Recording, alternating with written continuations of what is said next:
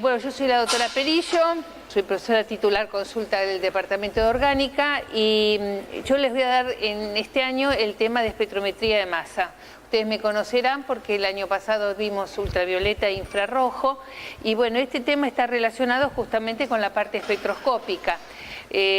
Ustedes tienen, lo que se les da en estos cursos de orgánica son los elementos como para lo que se conoce con el nombre de análisis estructural, es decir, todos esos métodos espectroscópicos que nos pueden ayudar a conocer la estructura de los compuestos. Por supuesto, los métodos espectroscópicos aislados no tienen valor, siempre tenemos que relacionar los datos recibidos de todos los métodos a los que se puedan acceder y también tener en cuenta propiedades químicas, etc. Ustedes vieron en Orgánica 1 espectroscopía infrarroja y ultravioleta. Y acá vieron en Orgánica 2 espectroscopía de resonancia nucleomagnética de protones y de carbono. Cada uno de esos métodos espectroscópicos aporta una serie de datos. La infrarroja, por ejemplo, bueno, la presencia de grupos funcionales, la ultravioleta, el grado de no saturación que pueden tener los compuestos, con los compuestos que tienen dobles enlaces conjugados. La de protones les indica distintos tipos de hidrógenos que existen en la molécula y la de carbono, distintos tipos de carbono que existen en la molécula. Van a ver que ahora vamos a ver la espectrometría de masa que nos va a permitir también tener idea de algún tipo de grupos funcionales, podemos conocer también el peso molecular, la masa exacta de los compuestos y con ello la fórmula molecular, es decir que va a aportar una serie de información que es muy importante. De cualquier manera, lo primero que yo les tengo que aclarar es que la espectrometría de masa, a diferencia de los otros métodos espectroscópicos, no es una espectroscopía de absorción, en el sentido de que en los otros casos el compuesto generalmente se le hacía incidir sobre una muestra del compuesto un tipo de radiación, el compuesto absorbía parte de esa radiación, la usaba en algo, por ejemplo, una transición electrónica en el UV, por ejemplo, el aumento de la amplitud de la vibración en el caso de la espectroscopía infrarroja.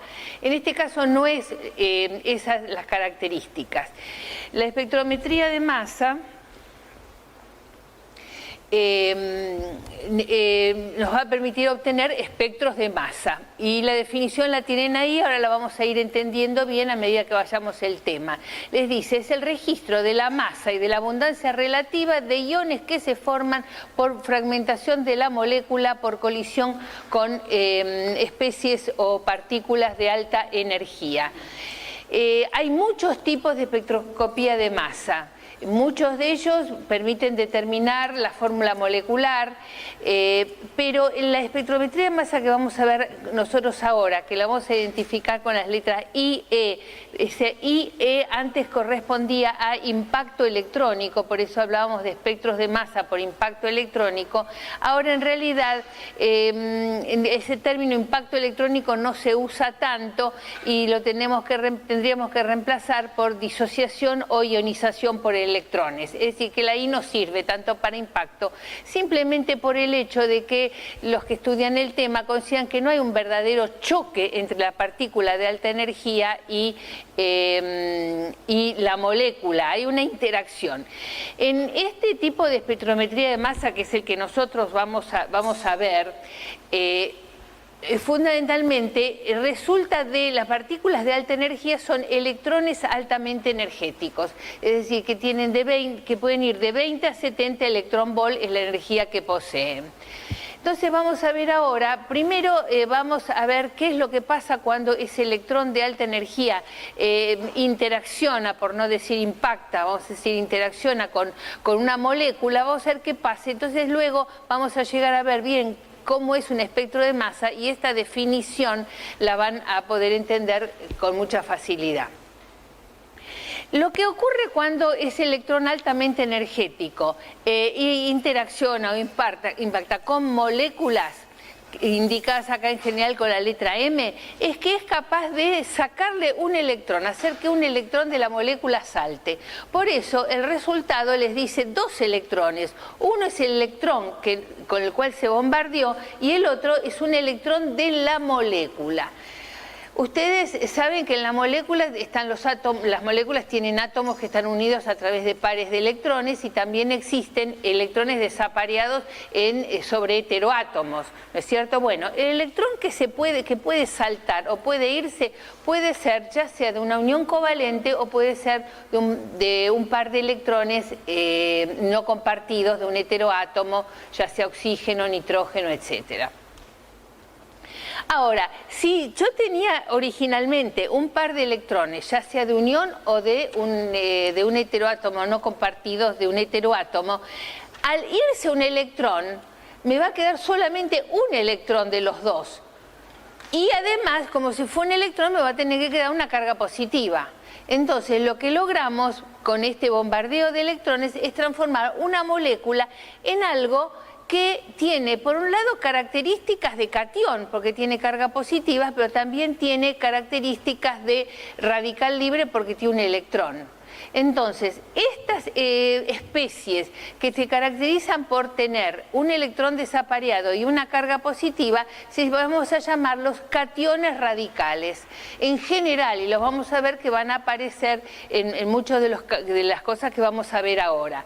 En principio, el ion molecular es un catión radical. Hay cationes radicales, después vamos a ver que se van a obtener por fragmentación de este ion molecular, pero siempre que yo tenga el electrón desapareado y la carga positiva, voy a hablar de un catión radical.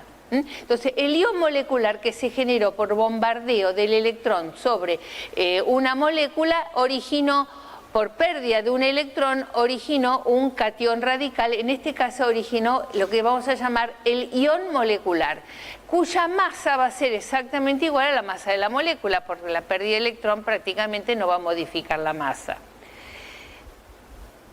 Si tienen alguna duda, me dicen, tratamos de no hacer interrupciones, pero si algo no se entiende, me lo dicen.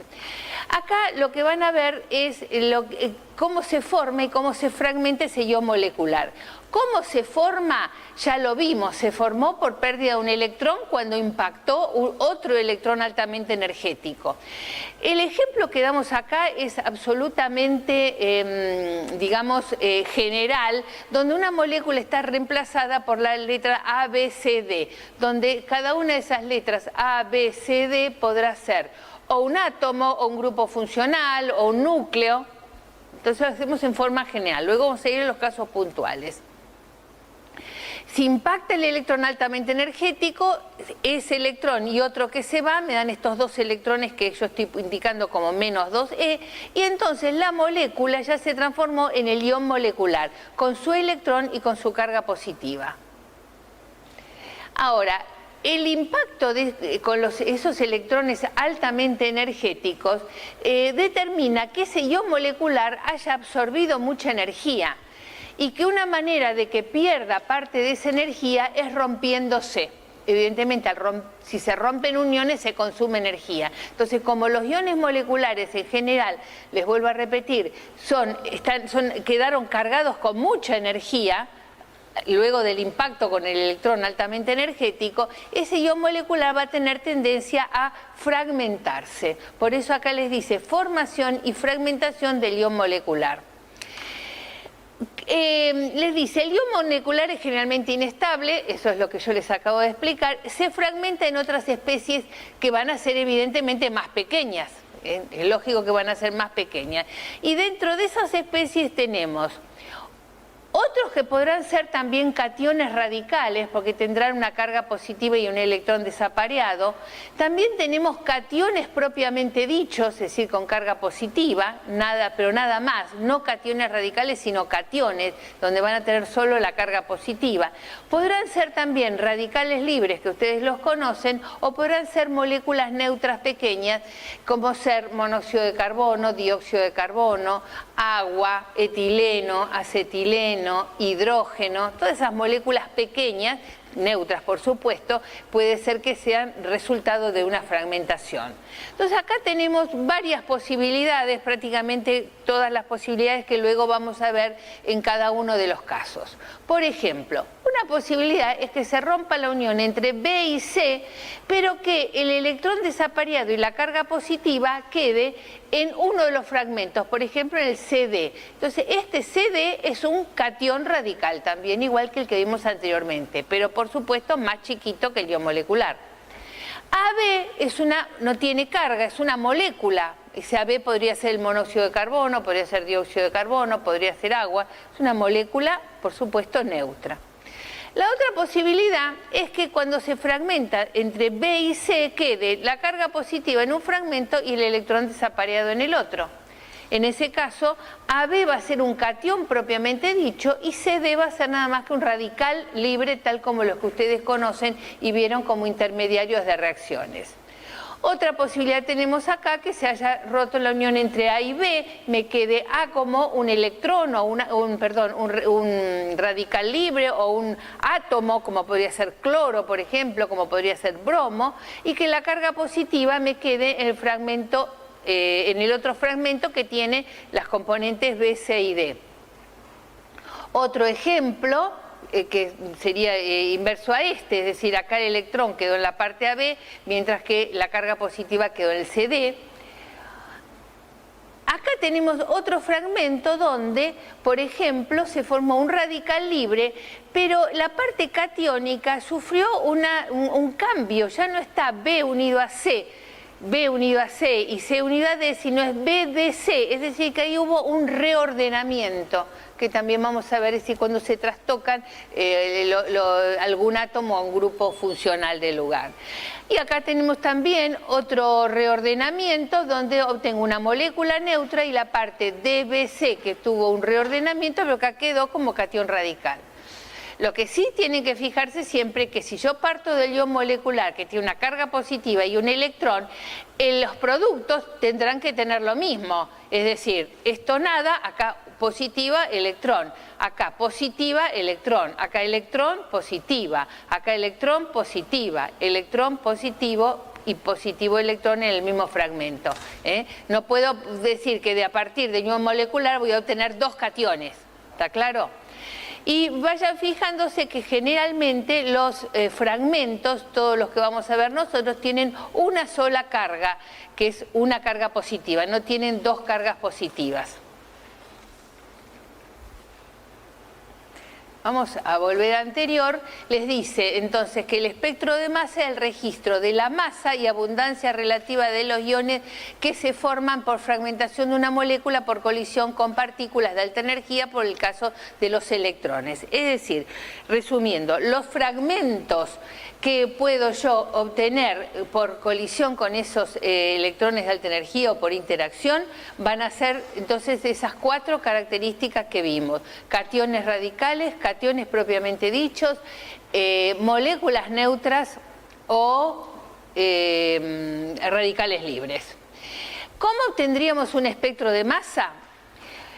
Yo no les voy a hablar de la parte del aparato, les voy a decir qué es lo que hace el aparato solamente. La parte de cómo funciona el aparato, cómo se separan los fragmentos, eso lo verán en análisis instrumental. Vamos a tratar de usar la clase en todo lo que es más químico, y ver qué le pasa, qué características tienen esos fragmentos. De cualquier manera, digamos, elementalmente tendríamos que decir que primero tenemos que poner una pequeña cantidad de muestra en el espectrómetro, que luego va a ser bombardeado con electrones altamente energéticos, y luego el equipo tiene las características que descarta las moléculas que son las moléculas y los radicales libres, es decir, todo lo que es neutro es descartado, se va, una bomba de vacío se va, y lo único que colecta van a ser todo lo que tenga carga positiva, es decir, los cationes radicales y los cationes propiamente dichos.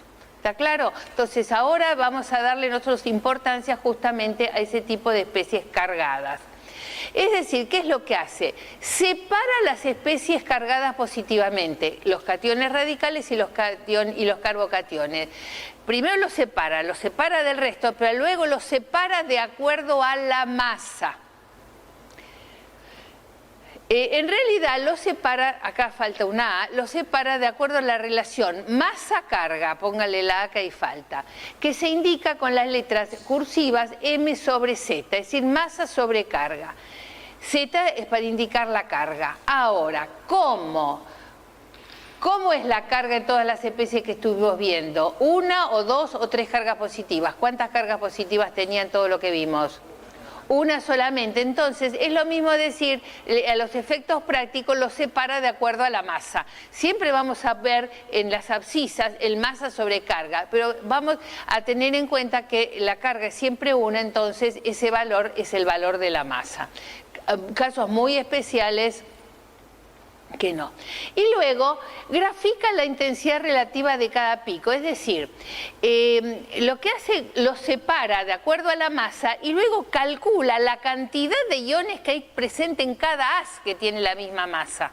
Es decir, va a haber haces que tienen mucha cantidad de iones de la misma masa y ahí va a haber haces que van a ser más pequeños. Eso lo va a hacer en un tipo de un gráfico de barras como el que vemos acá. Fíjense. Lo que tengo en las ordenadas sería AB es la abundancia relativa. ¿Abundancia relativa de quién? De cantidad de iones que hay en cada haz de una determinada masa. Si son muchos los iones, la abundancia relativa va a ser muy grande. Si la cantidad de iones que hay en ese haz es pequeña, la abundancia relativa va a ser pequeña. Y en las abscisas tenemos la masa. Y ven que se los va a hacer como un gráfico de barras. No son picos, sino son barras. Así sería un espectro. Ahora, dentro de la abundancia relativa, fíjense que el valor máximo es 100. ¿Por qué? Porque lo que hace el aparato al graficar es, toma el haz más abundante y a ese le da un valor de abundancia relativa de 100 y calcula todos los demás en relación a ellos. Entonces acá nosotros vemos, por ejemplo, un pico a valor de 73, hay un pico que tiene 50 y pico, 58, no sé cuánto será. Hay otro pico que tiene, qué sé yo, no sé, 40, 50, no importa porque puse un ejemplo cualquiera, que es el más alto y a este le está dando el valor de abundancia relativa de 100. Todos los otros calcula la abundancia relativa en función del que es más abundante. En realidad, cuando uno habla de picos, está considerando esta barra, y cuando en ese caso se habla de intensidad del pico. El término abundancia es abundancia de iones, es decir, cuando uno usa la palabra abundancia estoy hablando de una abundancia de iones. En realidad, uno habla de un pico intenso o con una gran abundancia que indica que tiene entonces mucha cantidad de iones. Es decir, el término intensidad está relacionado más con el pico, la altura que nosotros vemos, mientras que cuando hablo de abundancia voy a decir que ese pico tiene muchos iones o tiene una gran cantidad de iones, una gran abundancia de iones. Este pico, que es el más intenso, el que tiene más abundancia de iones en este caso, lo vamos a conocer con el nombre de pico base. Entonces, siempre el que tiene el valor de 100 va a ser el pico base. Y luego vamos a ver otros picos, y especialmente algunos picos de masa, de mayor cantidad de masa, como sería este de 70 y pico, 73, y vamos a ver que por ese lugar va a estar el valor de la masa del ion, es decir, que lo más probable es que este pico alto corresponda al valor de masa del ion molecular.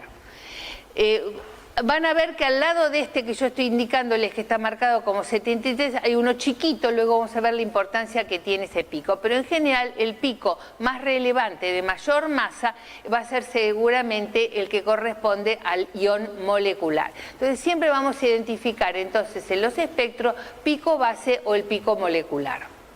Ahora van a ver muchos ejemplos, así que el tema lo van a entender bien. Lo que estuvimos viendo, hablando al principio, era de que dijimos que la molécula, al interaccionar con los electrones altamente energéticos, perdía un electrón. Aquí hay algo que cuando se pasó de un programa al otro, cambió. Esta letra es que corresponde a pi. Acá esto lo tienen que cambiar.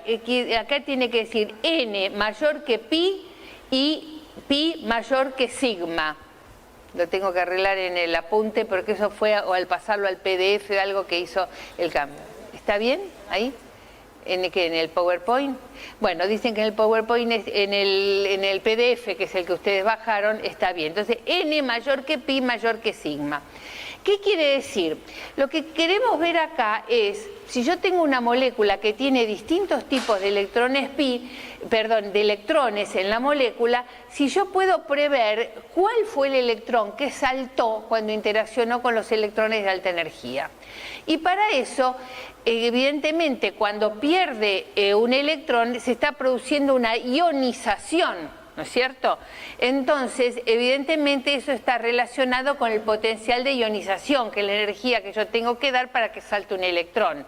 Y es más fácil que salte el electrón n más que el pi y este más que el sigma. Fíjense que esa relación n mayor que pi mayor que sigma es lo mismo que vieron en ultravioleta, donde el electrón que requería menos energía para que se produzca la transición electrónica eran los electrones n, luego los pi y luego los sigma. Porque en todos los casos están involucrados electrones y de acuerdo al potencial de ionización van a saltar con mayor o con mayor, van a en el otro caso producirse la transición electrónica y acá saltar, perderse de la molécula de acuerdo a esa relación. Los electrones n con más facilidad que los pi y más facilidad que los sigma. Entonces, si yo escribo una molécula, por ejemplo, acá escribo la molécula de acetona. Esta es la molécula de acetona y mostrando los electrones, la molécula es neutra como corresponde a una molécula. Si pierde un electrón, lo primero que tengo que ver es qué tipo de electrones tiene. Esta molécula, ¿qué tipo de electrones tiene? Todos. Tiene electrones n, pi y sigma. Por lo tanto, ¿cuál va a ser el electrón que yo voy a presuponer que va a saltar? El n. Entonces, ¿qué hago? Donde antes tenía el par electrónico, perdió un electrón y le pongo la carga positiva. Esto es el catión radical. Van a ver en muchos casos, puede ser, que lo encuentren indicado de esta manera, es decir, la fórmula de la molécula y con un medio corchete donde se muestre que esto es el catión radical. De cualquier manera, para luego, cuando nosotros tenemos que ver la parte de fragmentación, porque lo único que estamos viendo en este momento es la formación del ion molecular, cuando veamos la parte de fragmentación, yo voy a necesitar suponer dónde está el electrón desapareado y dónde está la carga positiva, porque voy a hacer toda una cosa de tipo mecanístico que a mí me va a ayudar para ver qué unión se fragmenta de acuerdo a los movimientos de los electrones. Entonces tenemos que acostumbrarnos a verlo escrito de esta manera. Bueno, esta es la molécula de metilamina. Acá se me volvió también el par electrónico, tiene que estar sobre el átomo de nitrógeno, ¿no?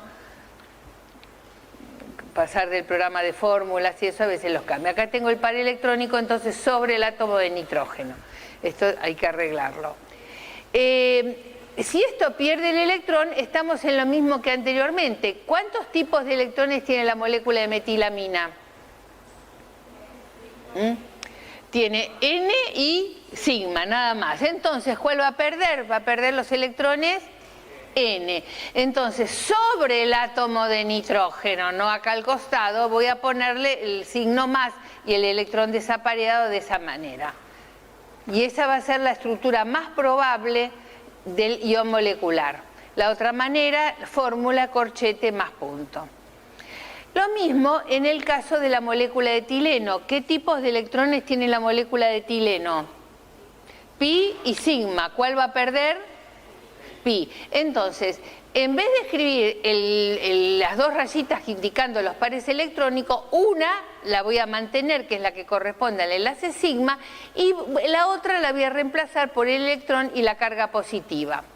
Esta es una manera de indicarlos, la otra manera sería como vimos anteriormente, y la tercera manera que la vamos a usar seguramente para ver alguna fragmentación en algún compuesto no saturado, va a ser aquella donde tengo el electrón desapareado en un carbono y la carga positiva en el otro carbono. Esta es la que nos va a ayudar a ver luego los movimientos de electrones. Y finalmente, el caso más sencillo, que es el caso de las uniones de tipo compuesto que tiene solo uniones sigma. En este caso, el potencial de ionización que corresponde tanto a las uniones carbono-carbono como a carbono-hidrógeno, no hay tanta diferencia como para uno presuponerlo. Entonces, la manera donde lo vamos a escribir va a ser esta. Cuando veamos las fragmentaciones van a ver que en general los que se fragmentan son las uniones que se rompen con más facilidad, no porque haya perdido el electrón con más facilidad, sino por la característica de los iones que se obtienen. Lo van a ver, eso lo van a ver inmediatamente después. Vamos a suponer, para indicar que el electrón se perdió de la unión sigma, entonces reemplazamos la rayita de la unión covalente por el electrón y la carga positiva. Y si se hubiera perdido el electrón de una unión carbono-hidrógeno, hacemos lo mismo, ponemos la carga positiva y el electrón desapareado reemplazando la rayita de la unión que sería de la unión carbono-hidrógeno. Esto sería solamente la parte de formación del ion molecular y la facilidad de pérdida del electrón. Bueno, ahora dijimos que luego de que se formó el ion molecular, ese ion molecular quedó cargado con mucha energía y eso hace que la molécula luego el ion molecular se fragmente. Entonces vamos a ver los tres distintos casos de clivaje de uniones que son con los que nosotros nos vamos a manejar en nos vamos a manejar en este curso. Lo primero sería el clivaje sigma, es el más sencillo, es una directa disociación, es decir, la unión sigma que había quedado debilitada porque ya no tiene los dos electrones que mantenían los átomos de carbono unidos, sino que tiene solamente un electrón y una carga positiva, evidentemente esta es una unión sensibilizada y evidentemente es la que se va a romper simplemente y el clivaje se va a llamar clivaje sigma. Evidentemente, uno de los fragmentos, en este caso si consideramos la molécula de etano, uno de los fragmentos va a ser un radical libre y el otro fragmento va a ser un catión. En este caso, como la molécula de etano, tanto el radical libre como el catión son de metilo. Entonces, el radical libre metilo y el catión metilo. O el carbocatión, que es el término que usan, metilo. Ahora vamos a ver otro que es un poquito más complicado, que se llama clivaje alfa. Y en los casos, hay casos donde la unión que se rompe es una unión que todavía es una unión covalente, no es la unión que perdió el electrón, es una verdadera unión covalente y esa unión covalente, si ese par de electrones, podrá romperse por ruptura homolítica o por ruptura heterolítica. El clivaje alfa es una ruptura de tipo homolítico. Yo se los voy a explicar y luego vamos a leer lo que dice ahí. Fíjense, esta es la molécula de acetona con esta es la molécula de acetona del ion molecular de la acetona. Este es el ion molecular de la acetona, donde se había perdido un electrón del par de electrones del átomo de oxígeno. El átomo de oxígeno es el que tiene el electrón desapareado. No sé si lo dice en el apunte, pero dice es el átomo que porta el electrón desapareado. Una terminología que se usa y que yo no puse ahí, pero a mí me sale muy fluidamente siempre decir esto, es el sitio del electrón. Es decir, el átomo que tiene ese electrón desapareado. Entonces, el átomo que tiene el electrón desapareado es el oxígeno, podemos decir que ese es el sitio del electrón. Fíjense, los movimientos que se van a producir electrónicos acá y que van a llevar como consecuencia a la ruptura de la molécula a este nivel están indicados por esas flechas, semiflechas curvas. Son flechas que tienen punta de anzuelo, no son las flechas comunes. Y van a ser todos movimientos de un electrón. Todos los que sean movimientos de un electrón lo vamos a indicar con estas semiflechas curvas. Y lo vamos a razonar así. Yo tengo acá un electrón desapareado. Va a tener tendencia a buscar otro electrón para estar apareado, ¿no? Para hacer formar un par de electrones. ¿De dónde puede conseguir este electrón otro? De la unión pi entre el carbono y el oxígeno. Entonces,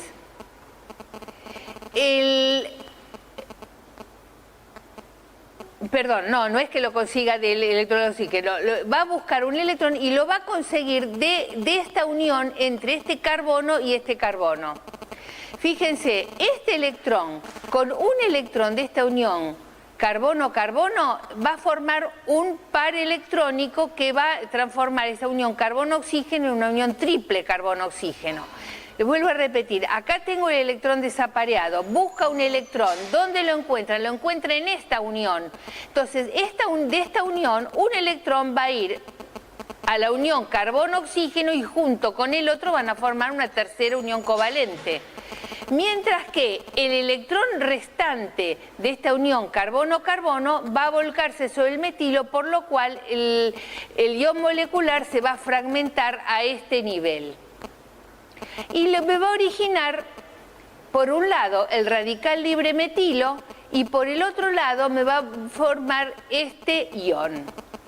Ahora vamos a ver un poquito, vamos a volver después a este ion porque lo conocen, pero vamos a ver por qué se llama clivaje alfa. La unión que se rompe es la unión entre el carbono alfa y el carbono beta con respecto al átomo que llevaba el electrón desapareado, es decir, con respecto al sitio del radical. Siempre las nomenclaturas alfa, beta, gamma con letras griegas, siempre hay que tener en cuenta con respecto a quién se relacionan. Por ejemplo, sí, pero no es lo mismo. Si yo tengo un carbonilo propiamente dicho, vamos a hacerlo más fácil, tengo un carboxilo, un ácido propanoico, ¿no es cierto? La nomenclatura alfa y beta es con respecto al carboxilo. Quiere decir que el carbono 2 es el carbono alfa. Eso es para nomenclatura. Alfa cloropropanoico. Lo ven mucho en acidez, ¿no es cierto? Bueno, entonces ahí es con respecto al carboxilo. Cuando yo hablo de carbonilos, compuestos carbonílicos, si hablo de halogenación, es con respecto al carbonilo, carbono y el oxígeno. Acá es con respecto solamente al átomo de oxígeno. Es decir, que si este es el sitio del radical, es decir, el átomo que lleva el electrón desapareado, este carbono es el carbono alfa y este es el beta. Y como se rompe la unión entre el alfa y el beta, se llama clivaje alfa. Pero está claro que en espectrometría de masa solamente, no lo mezclen con la nomenclatura común que estuvimos hablando recién, siempre los carbonos van a ser alfa o beta con respecto al átomo que llevaba el electrón desapareado. Vamos al final ver otros casos donde yo les voy a aclarar si es con respecto a la función o no. Pero de ahora en más, hablar de clivaje alfa, que es un clivaje de espectrometría de masa, se rompe la unión alfa y beta, pero siempre alfa con respecto al átomo, en este caso de oxígeno. ¿Quedó claro? Eso es muy importante. Bueno, entonces, ¿por qué se clivó así? ¿Por qué este que era el enlace doble se transformó en esto? Y fíjense ustedes que acá el catión radical más puntos se transformó en un catión propiamente dicho y un radical libre propiamente dicho. Este ion, ¿lo conocen? Acá hay una o dos especies. Una especie, es resonante, ese es un ion resonante entre dos estructuras límites, esta y esta. ¿Está claro? ¿Alguna de ellas las conocen?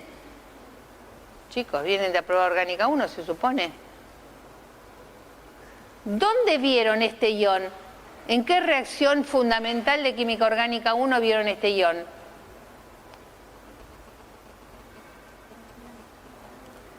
¿Qué es la reacción de Friedel-Crafts de acilación? La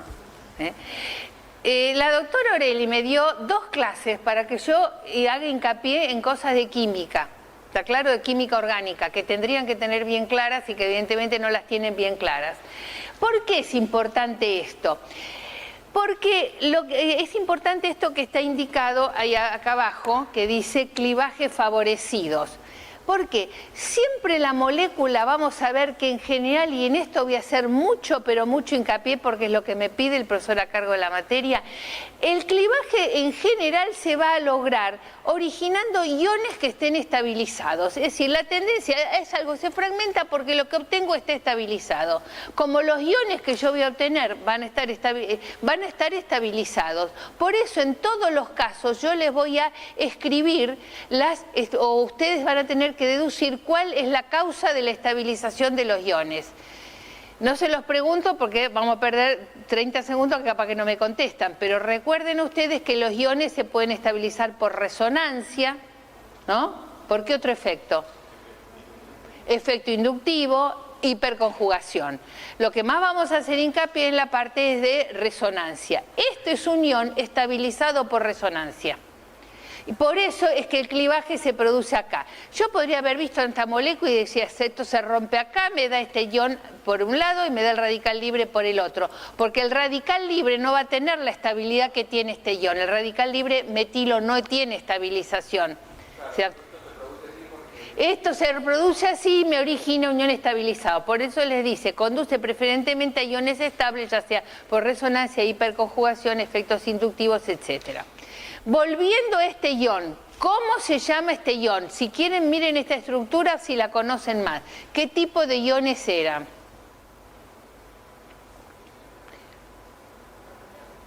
¿Cómo el carbanión? Si el carbanión tiene carga negativa. No es un carbocatión, pero tiene un nombre particular de acuerdo a los átomos que lo forman parte, que se llaman iones acilio. Son los iones, este sería el ion acetilo, el benzoilo, podría ser también, se llaman iones acilio, porque fíjense, para eso simplemente vamos a ver los átomos que forman parte de él.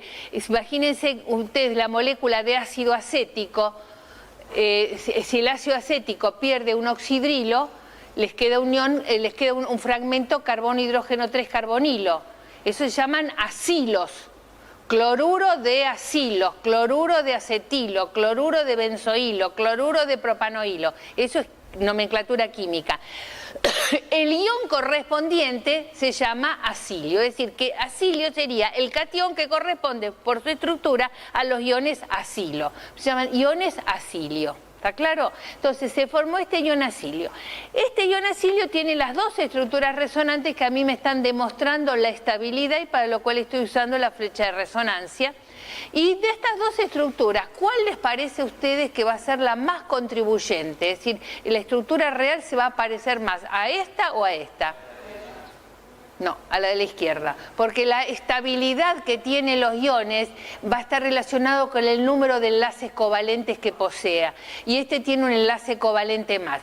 ¿Ustedes les pareció porque ustedes usan siempre esa, porque el carácter electrofílico es el ataque del carbono? Entonces, para que ustedes vean que al núcleo aromático lo va a atacar ese carbono, eso está relacionado con la reactividad de la reacción, con la reactividad del compuesto. Pero si yo lo tuviera aislado, el ion acilio se va a parecer más a esta estructura que a esta, es decir, va a contribuir más esta porque tiene una carga, digamos, porque tiene un enlace covalente más que este. De cualquier manera,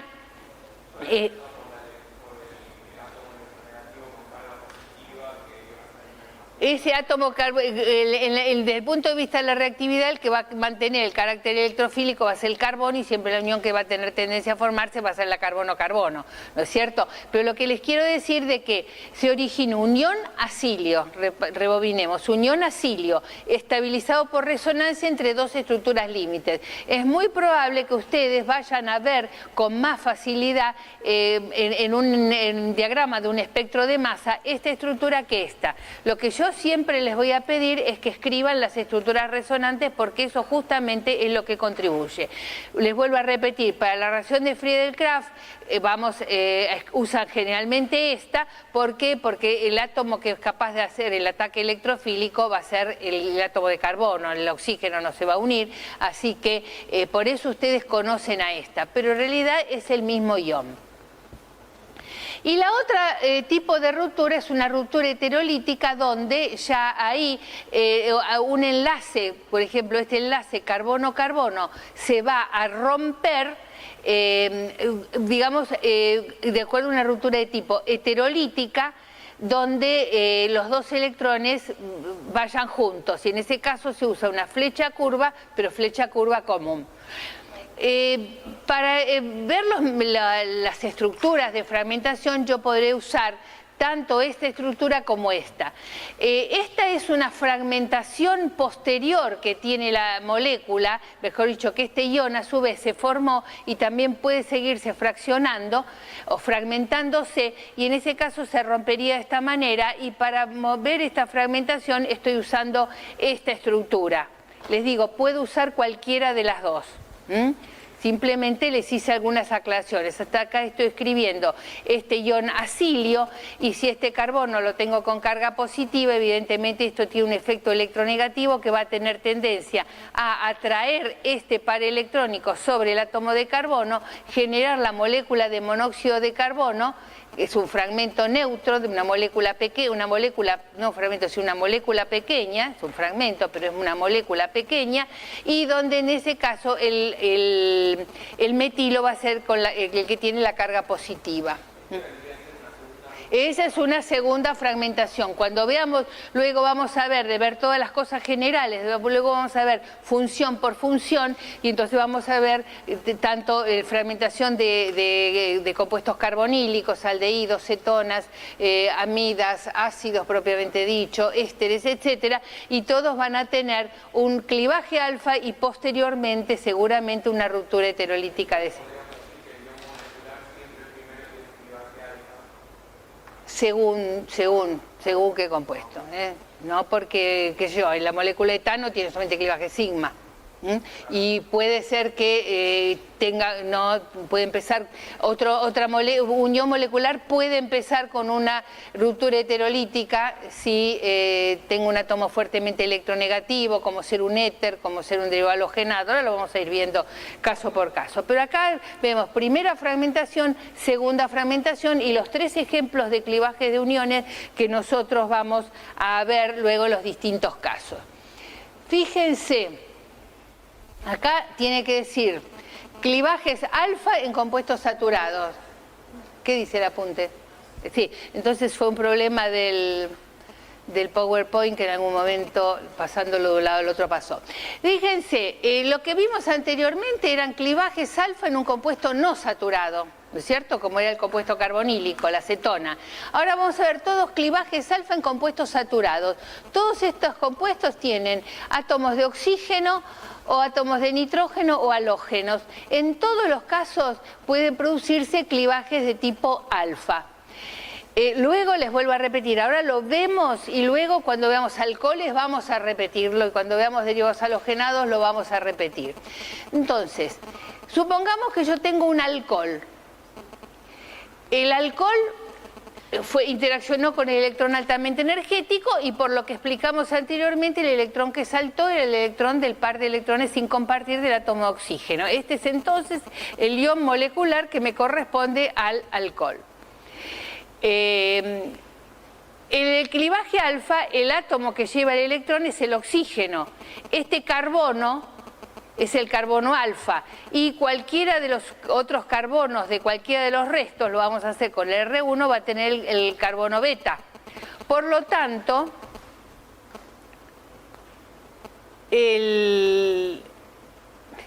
yo creo que esto se los había arreglado y ahora no sé qué pasó con el que yo les arreglé. Bueno, no importa. Entonces, este electrón desapareado busca otro electrón. ¿De dónde lo saca? De la unión carbono alfa R1. Entonces, un electrón de aquí y un electrón de esta unión me va a dar este doble enlace carbono-oxígeno. ¿Está claro? ¿Está bien? Bueno, el resto R1 se quedó con el electrón. Yo había hecho un arreglo que creí que estaba en este, capaz que no lo guardé en el pendrive que traje, donde veía acá, como acá tenía un par de electrones, uno viene para acá, el otro es el que va sobre el R1. Es decir, que tendrían que hacer otra flechita donde saliera de esta unión carbono R1 y se volcara sobre el resto R1, para ver bien que el resto de R1 se va como radical libre. Y lo mismo con todas las otras que ahora lo vamos a ver. Todos estos iones tienen estructuras resonantes. Por ejemplo, aquí la estructura resonante sería que acá estoy escribiendo la carga positiva sobre el átomo de carbono. Si yo este par electrónico lo vuelco sobre el carbono, la carga positiva me queda sobre el oxígeno. De cualquier manera, esto lo podemos dejar, déjenlo ustedes abierto, el hecho, escríbanle la flecha de resonancia y luego cuando veamos el caso de los alcoholes, ahí van a estar las dos estructuras resonantes y vamos a hablar un poquito. Ahora solamente vamos a hablar del clivaje alfa. Acá tengo el caso de un éter, nuevamente, oxígeno con electrón y catión. ¿Está claro? Este electrón busca un compañerito, lo saca de esta unión entre el carbono alfa y el resto R1. Por lo tanto, acá se va a generar nuevamente una unión carbono-oxígeno y el electrón que me había quedado le hago la flechita, lo vuelco sobre el R1 y se me va como el radical libre R1.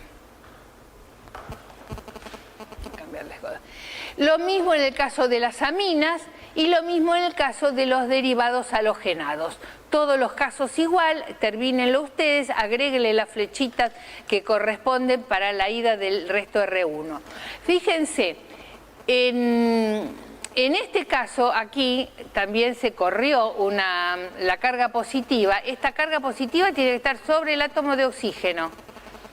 Chicos, la carga positiva, no sé cómo la tienen, tiene que estar sobre el átomo de oxígeno.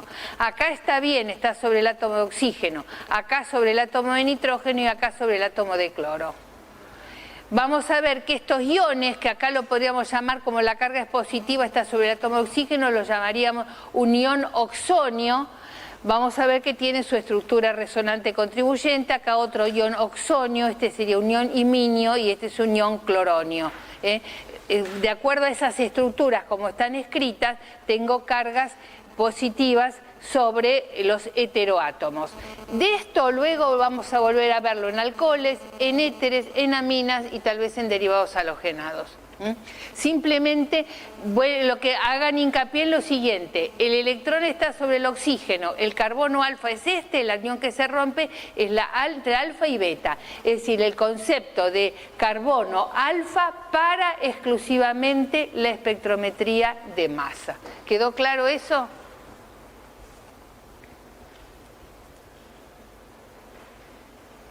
Bueno, antes de pasar a las funciones y otras cosas que también van a ser bastante importantes, vamos a ver un ejemplo particular. Por ejemplo, este sería este es el espectro de masa que corresponde a esta molécula, al metilciclohexano. Entonces aquí escribí el metilciclohexano como molécula, el electrón de alta energía, el electrón que se pierde, y aquí me queda el ion molecular, que acá está escrito con el corchete más punto. Si a ustedes se lo llegaran a tomar un examen, yo cuando daba la materia yo sola, yo les decía, lo que tienen que hacer es indicar bien la ubicación de los electrones, que eso es muy importante. Evidentemente, para la fragmentación que luego se va a producir, evidentemente el electrón que acá saltó es de la unión sigma entre el metilo y el carbono. Es decir, yo podría reemplazar este enlace que es como rayita, lo podría reemplazar por una carga positiva y un electrón, primero pondría el electrón arriba y la carga positiva un poquito más abajo. Es decir, yo podría reemplazar esta unión por un electrón carga positiva. ¿Por qué? Porque esa unión entonces me quedó, lo que habíamos visto, sensibilizada, porque ya perdió uno de los electrones del par electrónico de la unión covalente. Entonces es la unión que se va a romper, y se va a romper de manera que me va a quedar, se va a ir el metilo como radical libre, y me va a quedar este catión como catión. Este es un carbocatión propiamente dicho. Este es un catión radical, este es un radical libre y este es un catión propiamente dicho. ¿Por qué yo considero que este es un catión probable? ¿Les parece que si se hubiera roto dejando el metilo como catión y toda esta parte del ciclo hexano como radical libre, sería tan probable la ruptura como esta que estamos marcando acá? ¿Sí o no? ¿Y por qué? Porque es un carbocatión ¿de qué tipo? ¿Primario o secundario? Secundario. Entonces tendría secundario contra el carbocatión metilo, que es menos todavía que primario. ¿Se dan cuenta? Entonces he favorecido el clivaje que me conduce a un carbocatión estabilizado, por los efectos que ustedes quieran que les haya enseñado. Inductivo, algunos hablan de hiperconjugación. Creo que inductivo consideran los cationes secundarios, son más estables. Entonces, y cuando vemos el espectro, y ahora vamos a empezar a ver el espectro, vemos que tenemos graficado abundancia relativa en función de la masa sobre Z. Pero como todos los cationes que se formaron tienen carga positiva, una sola carga positiva, el valor que a mí me da las abscisas va a ser el valor de la masa. Ahora, estas masas que estamos viendo, acá le está diciendo que el ion molecular tiene masa sobre Z98 y hay unión de masa sobre Z83. Valores enteros, cuando hablamos de valores enteros me voy a referir a masas nominales. Entonces los espectros más comunes, la graficación, los datos que se los dan, les dan las masas nominales, 98, 83, 45, lo que sea. Lo primero que tenemos, que seguramente alguno me preguntará, y hay todos los, fíjense ustedes, acá tengo el unión importante de masa 98, ¿se dan cuenta? ¿A qué corresponde? Al ion molecular. Si yo no hubiera visto las fórmulas que donde estoy marcándole ya, el hecho de tener este pico a mí me haría pensar que ese es el ion molecular. Ahora, fíjense que siempre al lado de este ion molecular aparece un piquito más chiquito. Ahora vamos a ver esos piquitos más chiquitos que representan, pero evidentemente el ion molecular aquí es el de 98. Y fíjense que el de 83 es el más alto de todo, le damos un valor de 100 de abundancia relativa y es el pico base. Entonces siempre pico base y ion molecular o pico del ion molecular son los más importantes.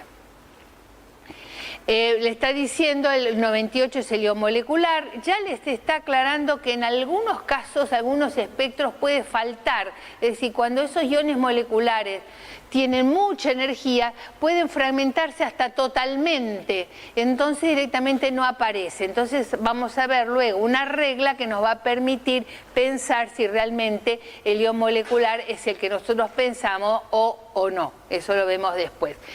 Les dice que puede faltar en algunos casos. Luego el 83 es el pico base y el 99, este chiquitito, es un pico isotópico que no le vamos a dar importancia en este momento, y que los espectros comunes, los valores de masa que le dan son valores masa nominales. 98 no me da idea, no me da una precisión si es 98,05 o 97,98. ¿Se dan cuenta? Por eso nos manejamos con los valores de masa nominal, es decir, sin decimales. Bueno, ese piquito de ion, vamos a ver, este es un tema tal vez un poquito más complicado, vamos a tratar de que lo entiendan bien. Fíjense ahí que tenían el ion de masa 99, que es M más 1, ¿está bien? M más 1 tiene una unidad de masa. En algunos casos nos van a aparecer iones de masa M más 2. Vamos a ver cuándo aparecen. Esos picos aparecen cuando los átomos tienen isótopos de mayor masa. No sé si esto lo tienen en la punta, no, seguro que esto que dice, no, este sí. acá hay... bueno, sí, no, traje un PowerPoint que de un pendrive que no lo había actualizado, no importa, ahora se los voy a aclarar. Vamos a ver si primero si entendemos esto. Les da el caso de la molécula de N-hexano, fórmula carbono 6, hidrógeno 12. Entonces, en el caso, acá tenemos que pensar y recordar un poquito la parte de isótopos. Ustedes saben que el carbono 12 tiene un isótopo que es de carbono 13. Que tiene una abundancia relativamente baja, es 1,1%, es decir, que por cada 100 átomos de carbono 12 me va a existir un átomo de carbono 13. Entonces, en el caso de la molécula de hexano, carbono 6, hidrógeno 12, yo voy a tener muchas moléculas de fórmula carbono 12, 6 y hidrógeno 14, 1. Y esto me va a dar una masa 86 que va a ser la masa nominal del ion molecular que me aparezca. Pero va a haber una cantidad de moléculas que van a tener un átomo de carbono 13. Acá hay un error. ¿Cuál es el error? Este 6. ¿Está bien? De carbono 12 van a ser ¿cuántos? 5 y uno de carbono 13. Y en ese caso, la masa va a ser de masa de 87, es decir, va a ser una masa M más 1. Ahora, ¿lo arreglaron eso? ¿Lo arreglaron, chicos? Bueno. Y por supuesto, va a haber mucha menor cantidad de moléculas que tengan, en vez de los 14 átomos de hidrógeno, tengan 13 de hidrógeno 1 y un átomo de hidrógeno de deuterio. Del hidrógeno nos olvidamos porque la abundancia isotópica del deuterio es mucho más baja todavía la del carbono. La del carbono no es importante, aunque ahora vamos a hablar de ello, pero esto tiene importancia cuando los isótopos de mayor masa son muy abundantes. Acá hay algo que yo había agregado ayer, en el PowerPoint que quedó en mi computadora, donde les dice carbono 12 sobre carbono 13, la relación es, escriba entonces, carbono 12 barra carbono 13, antes de donde está el cloro, la relación es 100 barra 1,1.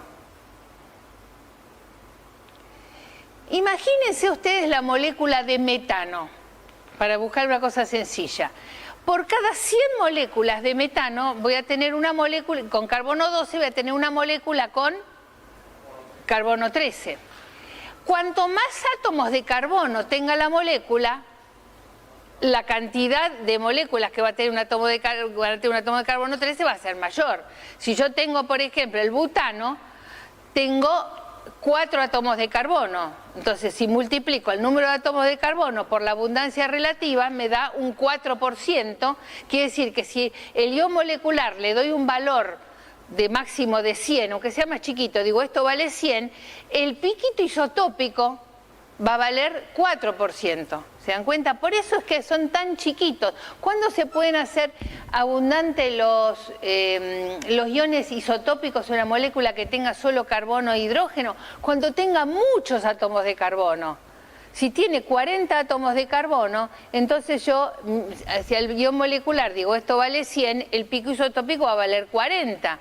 40 por la abundancia que es 1,1, cosa que no se dan. Por eso no le vamos a dar mucha trascendencia a los picos isotópicos de moléculas que tengan solamente carbono e hidrógeno.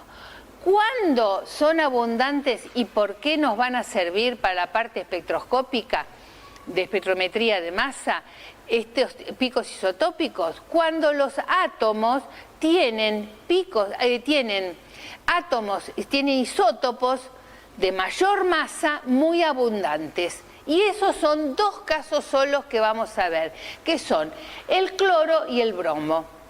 El cloro tengo, el isótopo más abundante es de cloro 35, pero hay un isótopo que es cloro 37, donde la relación entre uno y otro es 100 a 32.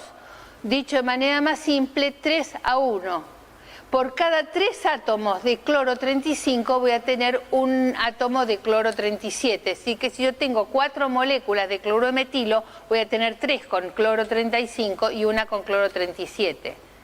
Y ahí ya el asunto cambia, porque entonces la abundancia relativa es muy importante. Y todavía mayor en el caso del bromo, porque el bromo tiene su isótopo más abundante, que es de masa 79, y el isótopo menos, el de mayor masa es 81, y la relación es de 100 a 97,5, es prácticamente 1 a 1. Por eso, cuando ustedes hacen cálculos para calcular fórmulas moleculares, ustedes lo que usan 80, porque prácticamente es el promedio, ¿entienden? Pero acá tienen que tener en cuenta que los equipos les detectan los iones que tienen la misma masa. Es decir, yo tengo una molécula con bromuro de metilo, voy a tener prácticamente la misma cantidad de moléculas de bromuro de metilo con el bromo de masa 79, casi con el bromuro de metilo de masa 81. Entonces, en el espectro siguiente lo ven bien. Por ejemplo, una cosa sencillita, bromuro de metilo con bromo 79 tiene masa 94, es el ion molecular. Pero el bromuro de metilo que tiene el bromo de 81 tiene un ion molecular de 96. Y cuando lo veo así. Veo 2 señales muy altas, muy parecidas las dos, aunque la segunda un poquito más baja, porque no era 1 a 1, sino 100 a 97, y que tienen 2 unidades de diferencia. Entonces, simplemente fíjense esta molécula con bromuro de metilo, ese pico isotópico que es el del 96, ¿qué importancia tiene? Pero tiene una importancia desde el punto de vista estructural, tiene una importancia muy grande porque nos alerta que esa molécula tiene bromo. Y fíjense que al fragmentarse, puede fragmentarse de distintas maneras. Supongamos que se rompan uniones de tipo sigma. Tengo 2 posibilidades. El bromo me queda con la carga positiva y el metilo me queda con el electrón desapareado, o el metilo me queda con la carga positiva y el bromo me queda como átomo de bromo, ¿no? Entonces, yo en la molécula, por ejemplo, acá voy a ver picos de 79 y 81, nuevamente con la misma diferencia de intensidades y separados por las 2 unidades, ¿no es cierto? Entonces, este simplemente es el ion que corresponde a este ion bromonio, el bromo positivo con carga positiva. Entonces, esto me está indicando que acá hay un ion que tiene bromo. Tanto este, que es el bromo solo, como este, que sería el ion molecular que corresponde al bromuro de metilo. Imagínense una molécula más compleja, pero uno los puede identificar porque es muy característico. Si supone, por algún otro dato espectroscópico o químico, que la molécula tiene átomos de bromo. Fíjense también que el carbocatión metilo, el metilo es muy abundante, es el pico base y es 15.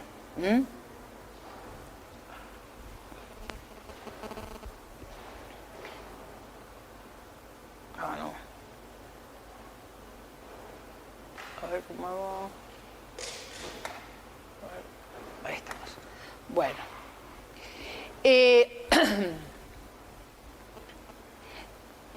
Yo pienso que voy a tener tiempo de ver cuando veamos derivados halogenados, y vamos a tomar un espectro de un compuesto como el cloruro isopropilo, donde vamos a ver de nuevo el cloro. Y en el caso del cloro, lo que se ve es que un pico es alto y el que tiene 2 unidades de masa mayor tiene 1/3 más o menos de su intensidad. Entonces también se identifican con facilidad y nos permiten ver cuáles de esos fragmentos tienen cloro y cuáles no tienen cloro.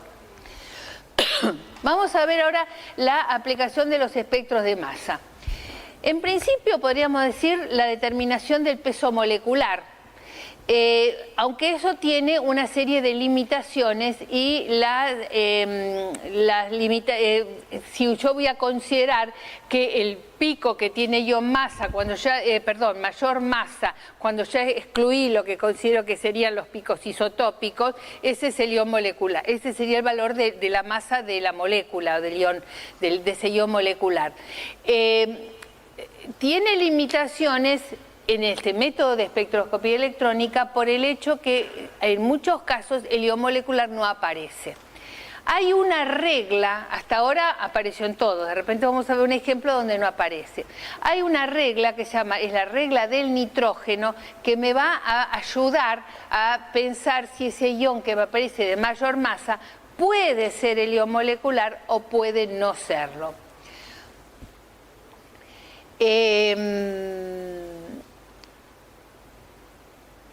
Después vamos a hablar ahora de la regla, vamos a seguir por orden.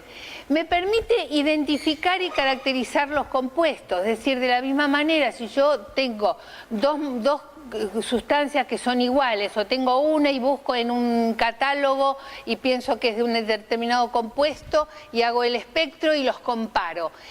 Varían mucho los espectros de acuerdo a los equipos que se usan. Incluso los espectros de masa de impacto electrónico, que el método es el mismo, varían notablemente al pasar de repente de un equipo a otro. Entonces, para comparar dos espectros y tratar de, por comparación de los mismos, yo decidir si el compuesto es el mismo o no es el mismo, tengo que estar con seguridad que estoy haciendo el espectro en las mismas condiciones, en el mismo equipo, exactamente todas las condiciones perfectamente estandarizadas. Entonces, por eso les dice limitaciones. Análisis estructural, porque vamos a ver que como las fragmentaciones en cierta manera siguen una lógica, entonces si yo tengo una cetona voy a tener un ionacilio, si me aparece algo que puede ser el ionacilio, ya me aporta datos con respecto a la cetona, que puede ser es una cetona o no. De cualquier manera, todo lo que es análisis estructural espectroscópicos tiene que manejarse junto el espectro de masa, resonancia de protones, resonancia de carbono 13 y infrarrojo, más fundamentalmente. Y para la determinación de la fórmula molecular, ahí vamos más allá del peso molecular, la fórmula molecular, voy a tener que usar espectros de alta resolución y ahora lo vamos a ver a continuación. Acá vamos a ver qué es la regla del nitrógeno y por qué me puede a mí alertar con respecto a si un ion de mayor masa es o no el ion molecular. La regla del nitrógeno dice que compuestos que tienen número impar de átomos de nitrógeno van a tener masas impares, mientras que compuestos que no tienen nitrógeno o que tienen masa par, tienen número par de átomos de nitrógeno, van a tener masa par. Yo a veces me cuesta, cuando tengo que elegir entre una cosa y otra, y siempre tengo una regla mnemotécnica que pienso en dos moléculas sencillas con nitrógeno, como ser el amoníaco y el nitrógeno molecular. El amoníaco tiene un átomo de nitrógeno impar, tiene masa 17. La molécula de nitrógeno tiene dos átomos de nitrógeno, es par, tiene masa par, que es 28. Si les sirve, tómenlo. Entonces, si yo tengo algo que sé que es un hidrocarburo, que no tiene átomos de nitrógeno y me está dando el ion que veo de mayor masa, tiene una masa impar, tengo que llegar a la conclusión que el ion molecular se destruyó y estoy viendo un catión o un catión radical producto de la fragmentación, que ahora vamos a ver algún ejemplo. Y en lo que se refiere a los espectros de alta resolución, la importancia, porque ahora cuando uno publica trabajos tiene que dar datos de los compuestos, y uno de los datos es, por ejemplo, antes era el análisis elemental, es decir, tiene tanto de carbono, tanto de hidrógeno, tanto de nitrógeno, comparar los valores teóricos con los experimentales y por lo tanto si los valores coinciden es un aval de la estructura del compuesto que nosotros estamos describiendo, por ejemplo, por primera vez. Ahora, eso ha sido reemplazado por los espectros de alta resolución. Y además, el espectro de alta resolución, como les da la fórmula molecular, si ustedes lo hacen, pueden ustedes determinar directamente la fórmula, se puede determinar directamente la fórmula molecular y es un dato fundamental para conocer la estructura de un compuesto. Cuando sé cuántos átomos de carbono, cuántos de hidrógeno, cuántos de nitrógeno. Los equipos que se usan para esos casos son los espectros de alta resolución. Y los valores de masa que les dan pueden tener 5 o 6 decimales. el error experimental está en los últimos decimales, pero los 3 o 4, los 3 primeros decimales con seguridad tienen que ser seguros. Son seguros, y directamente los aparatos les dan el valor de la masa que determina el aparato, y en función de la masa de ese ion molecular con 5 o 6 decimales le lista todas las fórmulas moleculares que pueden corresponder, y las que no aparecen hay que excluirlas. ¿Está claro? Por ejemplo, supongamos, acá tenemos un ejemplo, el hexano y el pentenol. Hexano, carbono 6, hidrógeno 14, pentenol, carbono 5, hidrógeno 10, oxígeno. Ambos tienen masa nominal 86, pero la masa exacta de uno es 86, 10, 9, 4, 8 y la de otro es 86, 0, 7, 3, 11. Entonces, si el espectro les da masa 86, 10, 9, 80, 9, 90, evidentemente va a ser muy probable que sea este valor. Tal vez le da alguna otra posibilidad de fórmulas moleculares con átomos de nitrógeno, con átomos de oxígeno. Les lista todo lo que son posibles. Pero si lo que ustedes creían que era hexano les da 86, 0, 73, 10 o 5, lo que sea, ya le estoy diciendo, no señor, eso no es hexano porque no se los da como valor probable. Directamente los aparatos le hacen el espectro de alta resolución, le dice estructuras, fórmulas posibles, puede ser esta, esta y esta.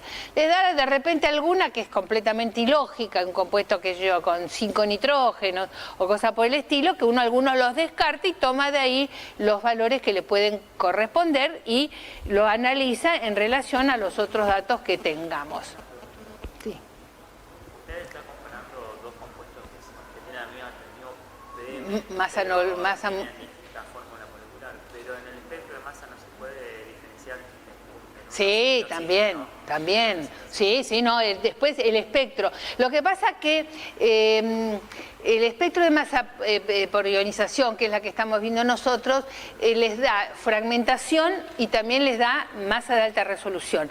Hay otros métodos espectroscópicos de masa también, que no vamos a ver nosotros, que lo van a ver seguramente en materias como biológica, etcétera, o no sé si en análisis instrumental lo van a ver también, que le dan solamente los valores de iones moleculares y sirven solo para eso. No, lo que les quiero decir es que esto les aporta un dato. Ahora, los otros datos serían los fragmentos que se obtuvieron. Evidentemente, un compuesto que tenga oxígeno como el pentenol tiene una fragmentación totalmente distinta de la del hexano. Acá tenemos, por ejemplo, otro ejemplo de alcano. Acá tenemos el dimetilpropano o neopentano. Este compuesto se llama neopentano, tiene un ion molecular de masa 72. Cuando se fragmenta, acá se van a romper uniones carbono-carbono, no hay otras, hay carbono-carbono, carbono-hidrógeno, pero la única que van a ser capaces de dar carbocationes estables va a ser la unión carbono-carbono. Entonces la fragmentación más probable va a ser esta, donde evidentemente es un clivaje de tipo sigma, no sé si está, pónganle, ustedes, es un clivaje de tipo sigma. Ustedes pueden escribir esta estructura, no de esta manera, con los corchetes, sino simplemente cambiando una de las rayitas por una carga positiva y un electrón, y luego la fragmentación sigma, que es la disociación directa, me va a dar con mucha posibilidad el carbocatión terbutilo y el radical libre metilo. No va a ser tan probable obtener el radical terbutilo y el carbocatión metilo. Fíjense, en el espectro, ¿qué vemos? Si yo les doy este espectro y no vieron esto antes, así que olvídense de lo que vimos hasta ahora, miren este espectro y díganme, yo les pregunto, ¿cuál sería el ion molecular? ¿Qué valor tendría? Esta. Tendría que ser esta, porque es lo más alto que veo, ¿no es cierto? Que es un valor de 57. Valor de 50. Y si yo le digo es un alcano, esto es un alcano, el compuesto que se fragmentó es un alcano, ese valor de 57 como valor de ion molecular, ¿es lógico o no? El alcano, este alcano, neopentano, ¿tiene átomos de nitrógeno? No. Entonces, ¿cómo va a ser la masa? ¿Par o impar? tendría que ser par. Entonces, si el pico que a mí me aparece, que yo lo podría confundir con el ion molecular, no me coincide porque no corresponde, evidentemente estoy diciendo, no, acá el ion molecular o es otro compuesto o el ion molecular se fragmentó y no me aparece. Este es un ejemplo, un espectro típico de casos donde yo, en las condiciones que se hizo, no veo el ion molecular. ¿Qué solución podría tener yo? Los espectros de rutina, eso no está anotado, los espectros de rutina se hacen generalmente a 70 electronvolt, porque lo que yo quiero ver es la fragmentación y luego analizar esos fragmentos y usarlo como piezas de un rompecabezas. Entonces generalmente se hacen a 70 electronvolt. Entonces si este espectro yo lo hice a 70 electronvolt y no veo el ion molecular, lo que me va a convenir es hacer un espectro, por ejemplo, a 20 electronvolt, que es condiciones más suaves, donde tal vez el ion molecular aparezca. Entonces cuando el ion molecular no aparece, tengo dos posibilidades: o lo hago en condiciones de menor energía, por ejemplo a 20 electronvolt, que es un valor muy común de hacerlo, los equipos pueden hacerlo, uno puede variarlo, o tengo que usar otro ejemplo, otro método de espectrometría de masa, donde el ion molecular yo sé que no se rompe. La mayor parte, no les voy a hablar cuáles, pero la mayor parte de otras metodologías de espectrometría de masa tienen otro fundamento. Ya las partículas no son los electrones, son otro tipo de partículas que hacen que se produzca algún tipo de ionización, pero que generalmente no producen fragmentaciones del ion molecular, por lo cual ese otro tipo de espectrometría de masa se usa fundamentalmente para masas, para determinar masas o masas ya sean nominales o masas exactas. Pero lo que estamos viendo nosotros, rebobinemos un poco, de espectrometría de masa por impacto electrónico o por ionización por electrones, que sería más correcto, a veces el ion molecular no aparece. Aplicando la regla del nitrógeno me va a permitir deducir si un compuesto tiene, si un pico que me aparece corresponde al ion molecular o no. Esa regla de la regla del nitrógeno no solamente la aplicamos, nosotros vamos a aplicarla solo a iones moleculares, sino en general para cualquier catión radical. Pero de cualquier manera todo lo que nosotros vamos a ver, como es muy sencillo, lo vamos a ver con el catión radical que corresponda al ion molecular.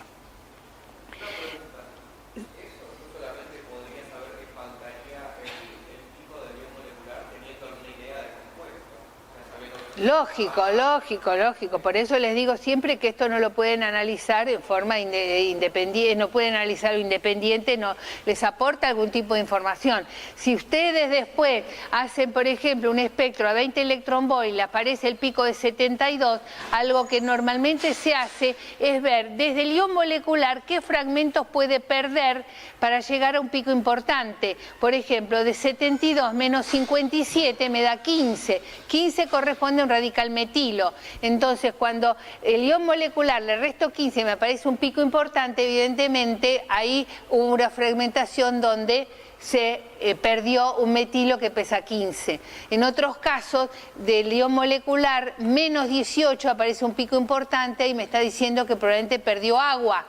¿Se dan cuenta? Como lo vamos a ver en el caso de alcohol. Entonces, esos cálculos elementales, valor del ion molecular si aparece y algún otro pico también de masa alta, a ver, ¿cuánto perdió de masa? 15 perdió un metilo, 29 perdió un etilo, 18 perdió una molécula de agua, 28 perdió 2 átomos de nitrógeno. Eso se hace común. Acá lo único que les dice es que, y además fíjense, es un ion terciario, por eso les dice, el clivaje sigma involucra preferentemente carbonos cuaternarios o terciarios, porque al clivarse se transforman en carbocationes terciarios o secundarios.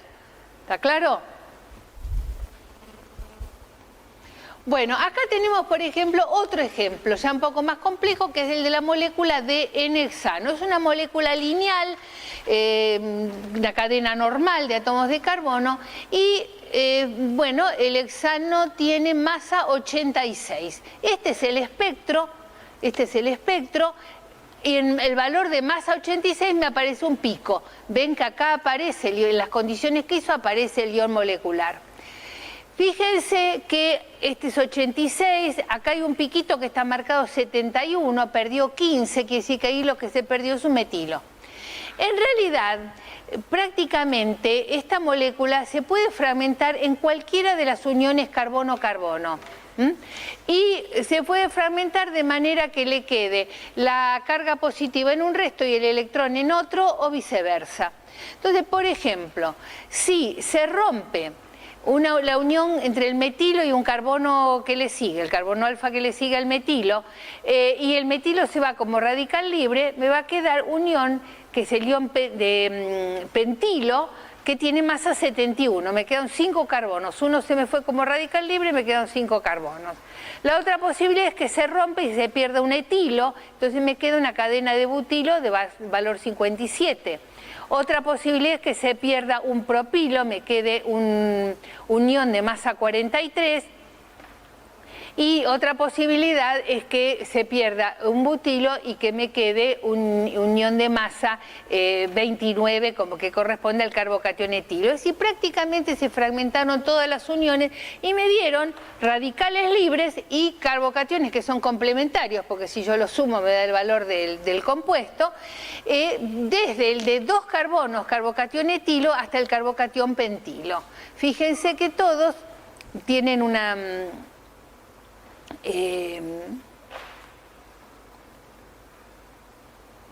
diferencia de 14 que corresponde a un metileno. Todos van perdiendo, tiene un metileno más, este tiene un metileno más, este otro más, otro más. ¿Cuál es la característica de estos alcanos de cadenas normales? ¿Cuál es la característica? La característica es la siguiente. Me aparecen acá todos los iones, el de 71, el de 57 de 4 carbonos, el de 43 y el de 29. Lo que en un momento quise decirles, y me olvidé después de decírselo, es que ustedes no van a poder asignar todos los picos que aparecen. No me vengan después, doctora, ¿y este qué puede ser? Estamos viendo lo más elemental. Podemos identificar 2, 3 picos en cada espectro, simplemente teniendo en cuenta los criterios de fragmentación que vimos, que son los más sencillos. Pero acá son todos carbocationes, y sin embargo, ¿por qué es que el de 57 es tan alto y el del 43 también es muy alto? Siempre es más alto el de 57 más que el 43 y mucho más que los de 71 y 29. Porque se supone que en el espectrómetro de masa, y digo, ¿por qué la duda? Porque yo los estoy mostrando todos como carbocationes primarios. Y si fueran primarios tendrían que tener todos la misma estabilidad, y sin embargo unos parecen mucho más abundantes, y si ya parecen más abundantes tengo que estar suponiendo que tienen más estabilización. Si los escribo primario todos serían más o menos la misma estabilización.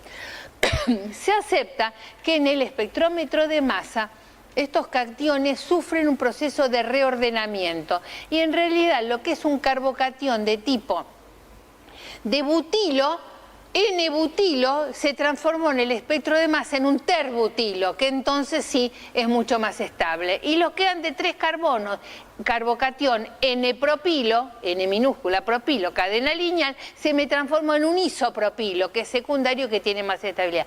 Por eso esto es algo que van a ver en todos los espectros que vean de cadenas lineales de átomos de carbono. El de 57 en particular y el de 43 son muy, pero muy intensos. Bueno, acá nos vamos a complicar, vamos a terminar este y otro más, y después les digo cómo seguimos en otro momento. Estos son espectros de alquenos. Acá tengo un ejemplo de un alqueno, el 2-metil 2-penteno. ¿Qué carbocationes no saturados ustedes estudiaron que son estables? Los alílicos. De los cationes no saturados estudiaron alílicos y vinílicos, y los alílicos sean muy estables. Ustedes, vamos a refrescar un poquitito la memoria, por ejemplo, las adiciones 1,4 conjugadas a un dieno, tenían todos carbocationes alílicos intermediarios. Todo se interpretaba en función de la estabilización, los reordenamientos alílicos. Ustedes en varios lugares vieron carbocationes alílicos estabilizados por resonancia entre dos estructuras límites. Entonces, si yo tengo un alqueno, tengo que suponer que cuando se fragmente me va a originar un catión alílico.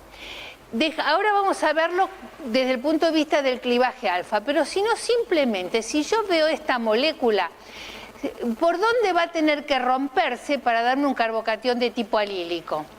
Por donde yo escribí esta rayita colorada, ¿no es cierto? Si se rompe ahí y la carga positiva me queda sobre este carbono y el metilo se me va como electrón desapareado, evidentemente ese es un carbocatión alílico, que es este que tengo escrito acá. Entonces, viendo el compuesto, ustedes tienen que ver dónde tendría que romperse. La otra posibilidad sería que pierda un hidrógeno de uno de estos metilos, pero ya es menos probable. Entonces, carbocationes alílicos se generaría si se rompe a este nivel, dejando la carga positiva en este átomo de carbono. ¿Está claro? Ahora, esto yo lo puedo explicar también como clivaje alfa. ¿Qué hago? Primero, pienso de dónde perdió el electrón. Tengo electrones pi y electrones sigma. ¿Qué electrón va a perder? El pi. Voy a reemplazar la rayita del enlace pi por un electrón y una carga positiva. El átomo que porta el electrón, en este caso es el carbono, es lo que llamábamos el sitio del radical, es el carbono. Entonces, ¿cómo encuentra por el clivaje alfa? Se va a romper la unión alfa-beta con respecto al sitio del electrón o al carbono que porta el electrón. Si este es el carbono que porta el electrón, este es el carbono alfa, este es el carbono beta, y la unión que se va a romper es la alfa-beta. Y entonces vean los movimientos electrones. Este electrón busca un compañero, se vuelca sobre esta unión y el compañero lo tiene de esta otra unión. Y el electrón restante se va con el metilo. Entonces, yo les pido que si cuando estudien el tema, hagan bien el movimiento. Por supuesto, si ustedes hubieran puesto el electrón acá y el carbono acá, no le hubiera dado lo mismo. Es decir, yo tengo que saber qué es lo que quiero romper. Por eso les dije, lo primero que hagan es mirar ustedes con esta estructura, cuál es el carbocatión que va a poder formarse, y es lo que deducimos. Acá tienen las dos estructuras resonantes del catión alílico, que explica por qué esta fragmentación es preferencial, porque origina un carbocatión alílico estabilizado por resonancia. Acá tenemos el espectro, la masa 84, el ion que aparece de mayor masa, un piquito isotópico chiquito, porque este pico isotópico tiene 1, 2, 3, 4, 5, 6 carbonos, no va a ser mayor de un 6% del valor que tenga este ion molecular. Unión de masa 69, que no es el pico base, y punto. No voy a sacar ninguna otra conclusión, porque después hay otras fragmentaciones que no vimos que me permitían explicar esto. Lo único que a mí, en este caso, la conclusión que ustedes tienen que sacar es el clivaje alílico. Hacemos la última, porque es bastante parecida. Acá es el caso de los alquilbencenos, como podría ser una molécula de tolueno o de etilbenceno. Acá escribí ya el ion molecular. Consideré que la unión que perdió el electrón es la unión pi de esta unión carbono-carbono del núcleo bencénico. Y lo voy a escribir porque me conviene acá. Si yo, acá no lo tengo puesto, pero imagínense ustedes escribir la molécula del etilbenceno. Imagínense acá, escríbanlo abajo, un núcleo bencénico y un carbono hidrógeno 2, carbono hidrógeno 3. Escríbanlo ahí. ¿Qué unión se tendría que romper para formar unión estable? ¿Qué iones estables ustedes conocen, que ahí lo tienen escrito? Que estudian junto con los alílicos, ¿cuáles estudian? Los los bencílicos. Entonces, si se rompe la unión entre este carbono y este resto R, lo que voy a obtener es un carbocatión de tipo bencílico, que lo puedo escribir de esta estructura o lo puedo escribir con esta otra estructura. Y lo que tienen acá mostrado es el clivaje alfa. Este es un clivaje alfa, escríbanle la letra alfa, un clivaje alfa donde este carbono es el sitio del radical, este es el carbono alfa con respecto al sitio del radical y este sería el carbono beta con respecto al sitio radical. Este electrón junto con un electrón de esta unión formará este doble enlace carbono-carbono. Este electrón que me quedó acá, le pongo una flechita, lo mando sobre el resto R1 y se me va el resto R1. Y tengo acá una estructura que es una de las 4 estructuras que ustedes escriben siempre para los bencílicos cuando hablan, por ejemplo, de reactividad de derivados halogenados. ¿Se acuerdan que vieron los cationes bencílicos y alílicos como intermediarios en reacciones de derivados halogenados, alílicos o bencílicos, que son muy reactivos?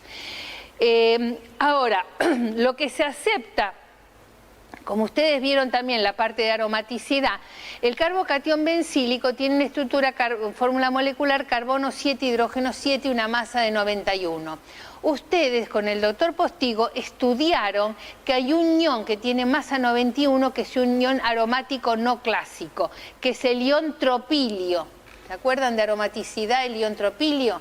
Entonces, se admite que en el espectro de masa los iones bencílicos, que son iones estabilizados por resonancia, probablemente se isomericen al ion tropilio, tiene la misma masa, que es un ion aromático no clásico y por lo tanto un ion abundante.